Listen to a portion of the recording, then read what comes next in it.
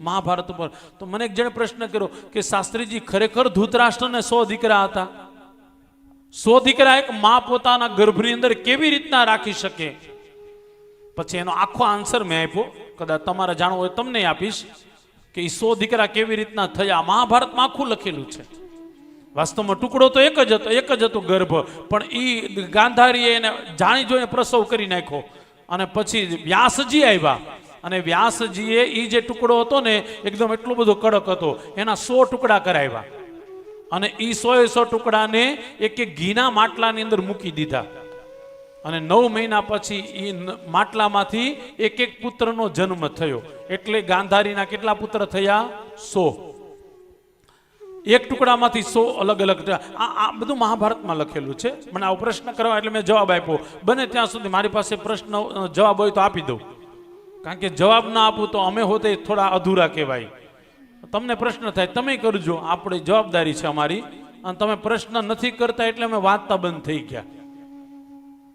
તમે પ્રશ્ન ચોક્કસ કરજો. તમને એમ લાગે કે આ પ્રશ્ન કરવો છે તો હું ચોક્કસ અહીંયા ચાલુ કથામાં ન ભાઈ, એટલે બીજા આમ ચિઠ્ઠી લખી નાખું આવતીકાલે તમ તારે. અને મને ગમશે તમારા પ્રશ્ન છે, મને ખબર પડશે કે તમે હુઈ નથી જાતા, જાગો છો. એટલે પ્રશ્ન થવો જોઈએ, 101% પ્રશ્ન થવો જોઈએ. જ્યાં આપણને સમજ ન પડે અથવા જ્યાં આપણી બુદ્ધિ કામ ન કરે ત્યાં કોઈ જ્ઞાનીને પૂછો કે અહીંયા આનું આમ જ કેમ.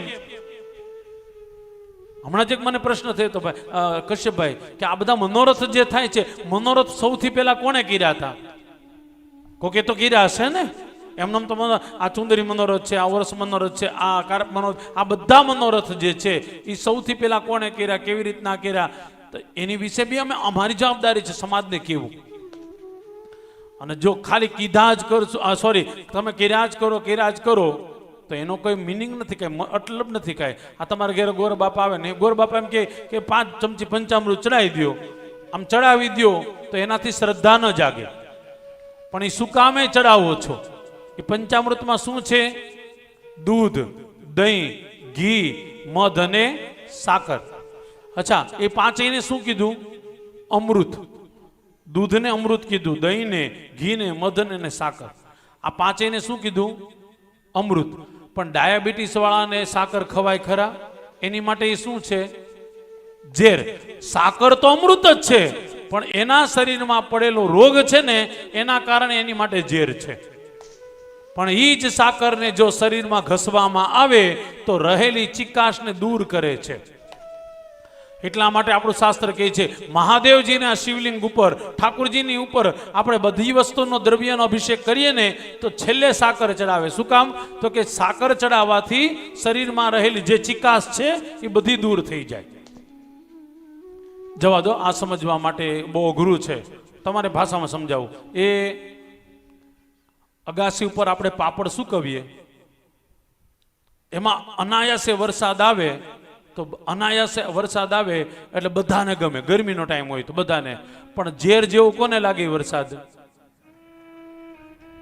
પાપડ સૂકા અત્યારે જ આવ્યો એટલે નિહાપા નાખે, બરાબર ને? એમ કે ઓહ અત્યારે, પણ વાસ્તવમાં વરસાદથી તો બધાને શાંતિ જ મળે છે.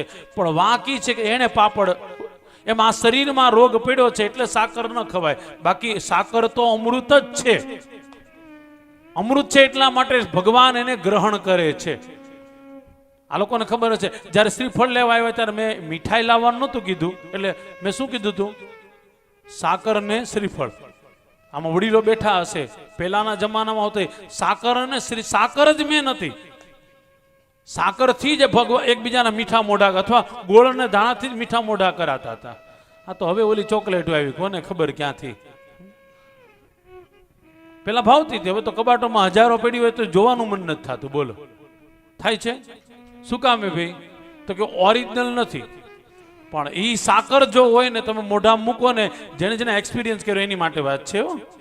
એ સાકરને મોઢામાં મૂકો ને એનો આખો સ્વાદ અલગ જ હોય છે, કારણ કે એ શું છે? અમૃત.